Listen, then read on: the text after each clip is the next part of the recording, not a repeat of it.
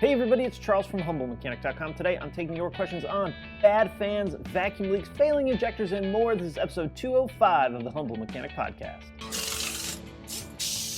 If you want to get a question on a show like this, email me, charles@HumbleMechanic.com. Put question for Charles in the subject, ask the question right at the top, mash the enter button and give me some space, and then give me the details of your question. That helps out so much for me to answer your questions. If you don't hear your question on a show like this, be sure to check out the quick videos playlist on YouTube where I do one question per video. All right, let's talk about the sponsor of the day, which is CRP Automotive. CRP deals in a ton of OE maintenance and repair parts, timing belt kits, suspension components, and even fluids. In fact, they make the factory DSG fluid for Volkswagen and Audi. So check them out at crpautomotive.com. And remember, if you want exclusive content as well as discounts you can't get anywhere else, to places like Black Forest Industries, MT Knives, Sonic Tools, Eastwood, Kerma TDI, and more coming very soon, check out the Crew Membership program. It's a great way to help support the show and get an awesome return on your investment. There is a link down in the description so you can check that out. All right, all that's wrapped up. Let's get to the questions. First one comes from Russ. I'm new to VW about a month ago, but not new to repairing used cars. I bought a well-maintained 190K Jetta automatic VR6. Car hesitates/stumbles off idle from a stop. I can hear a vacuum leak sound right off idle. Is this normal with these? Because vacuum lines were replaced by a previous owner, I'm spraying carb cleaner around the lines in the intake and not finding what sounds and acts like a leak. Thanks for your help. So Russ, we have a 190K Jetta automatic. There could be like 3 or 4 different VR6s. So the overall is you probably really do have a bad vacuum leak. A couple of things we could do if we have access to a scan tool. We can go in and look at our fuel trims and see how bad this perceived leak is. You know, if we are using VAGCOM and monitoring measured value block 32, we can see how much the ECM is trying to correct for this extra air coming in. So where are the common vacuum leaks? It's going to depend on which VR6 you have, but there's only so many vacuum leaks and so many places that we could really have a problem. Another place that won't show when you spray it with brake clean or carb clean or intake leak detector is the purge valve, the N80 valve. That can be leaking, can be pulling in unwanted and unmetered air that usually doesn't make a noise, and it usually comes with a check engine light, but it's definitely possible. Also, if this is the 12 valve with the plastic intake manifold, where the runner is, so it's going to be all the way at the front of the intake manifold, like towards the front of the vehicle, where that runner is a really common place for a vacuum leak to happen as well. So I would put the leak spray away and I would use my ear and try to find that vacuum leak. Get a pair of hose clamps and start clamping off soft vacuum lines. That might help you as well. If this is one of the newer 24 valves, there is a set of vacuum lines that runs around the back of the intake manifold, right where it's on the passenger side, where it curves around to the back. It's corrugated, and it looks like it's covered with a heat shield. That's a really common place for those to leak as well. Usually if you start poking at it, the vacuum leak gets considerably worse. So put the leak spray away, use your ear, you'll probably find it. Hearing air flow is not abnormal, but hearing it leak and sucking in extra air is definitely not normal. So you really do want to find that out. That probably will help your stumbling. It may not cure it altogether. I would still definitely get a scan tool on it, check codes, make sure there's nothing stored. Airflow meters were really common on those as well. Oxygen sensors were really common on those as well. If someone else did the vacuum lines, you know, you hate to say it, but I would definitely go back and check and make sure that all the lines are routed properly, they are installed properly. Someone didn't leave a vacuum line off, because that could definitely easily happen. All right, next one up from Evan. Hey Charles, love the podcast and I have 2 questions for you. Heater core is clogged, was replaced at the dealership. Now it sounds like there's water running behind my dash and the coolant level had dropped some. Is this normal after a failing heater core? And for the second question, sometimes I have trouble building boost from takeoff, hissing sound, and when it stops, the car accelerates like normal. Took it to the dealership, they couldn't get it to repeat. Any ideas? Evan, let's talk heater core first. Water running behind your dash, you probably have an air pocket in the heater core. Depending on what kind of car this is, I'm gonna guess it's a Passat 1.8 turbo. That's just totally a guess.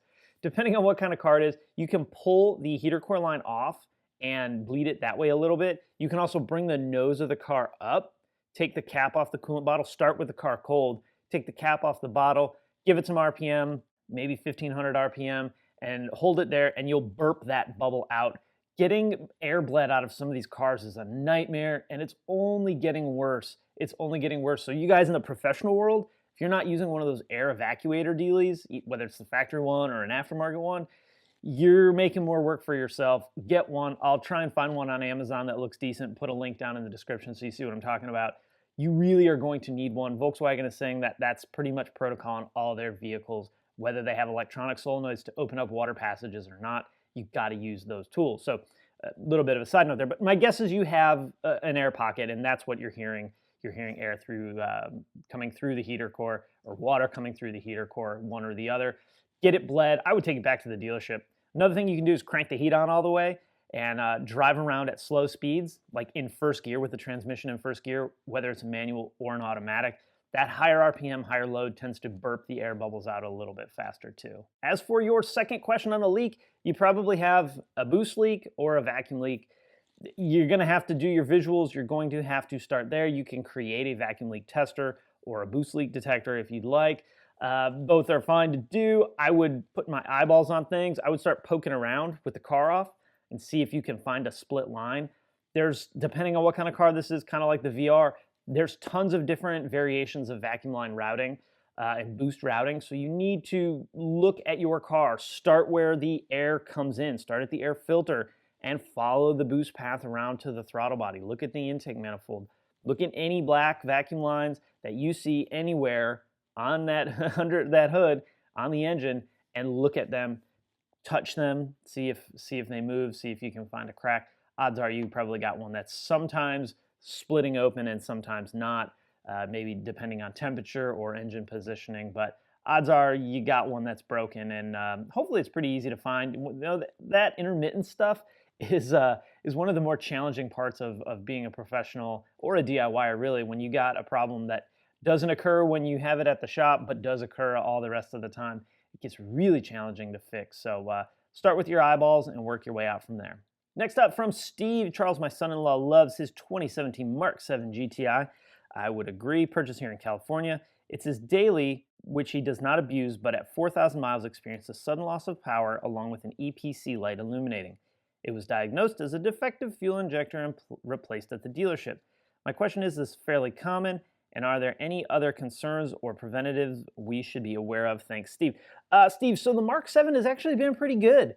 There, of course, are failures out there, turbo failures. Early, we put a lot of gearboxes in, a couple engines in, heavy-duty failures. But for the most part, they've been pretty darn good. I think an injector failure is kind of rare in the Mark 7 2-liter turbo world. So I'm not remembering a whole lot of those getting put on over, almost 3 years now that the car's been out. In fact, I'm struggling to think of one that we had replaced. Of course, there's so many variables between where I am and California. Even in California, there's so many variables: altitude, temperature, fuel quality, that kind of thing. I don't think I would be too concerned about this. If this is a one-time deal, it's fixed, no problems with the car, then rock and roll. If a second one popped up, then I would start to be concerned. I am kind of surprised, though, that a failing injector did that. I mean, of course, an injector, lose power, no problem. EPC light, absolutely. It's rare. You think it would also be piled on with a check engine light and misfire, and perhaps it was, and maybe the dealership just didn't give that information. As far as other maintenance you can do to prevent this kind of stuff, good quality fuel, that would be really the only thing. And there's not a whole lot you can do to prevent failure of a fuel injector, unless you're like dumping sugar in your gas tank or something crazy like that. If you step out of the normal usage of a vehicle, yeah, you can do a lot of things to break fuel injectors. But as far as preventing them from failing, if you're doing everything else right, there's not a whole lot you can do. So follow the maintenance book, make sure you're up to date on all that stuff. I hate that it was probably a big hassle, but I think that's a pretty rare thing. If you guys out there are seeing other things, because regionally we do see different things. In North Carolina, we would see different problems than even states up the East Coast would see. Maybe we would see it first, they would see it first, depending on what the problem was, which way the temperature swing affected whatever problem it was. Way out on the other coast, you guys may be seeing a whole different rash of issues. So if you're seeing this and can attribute it to failure on the 2-liter turbos, drop a comment down in the comments and let us know your experience on that failure. All right, last one of the day comes from Charlie. Good name, I didn't even do that on purpose. Howdy, I have a 2011 Jetta sport wagon that the large radiator fan is inoperative. The small fan cycles on and off, but will ramp up and down to high speed. What can I check to see where the problem is? I do have access to VagCom, thanks Charlie.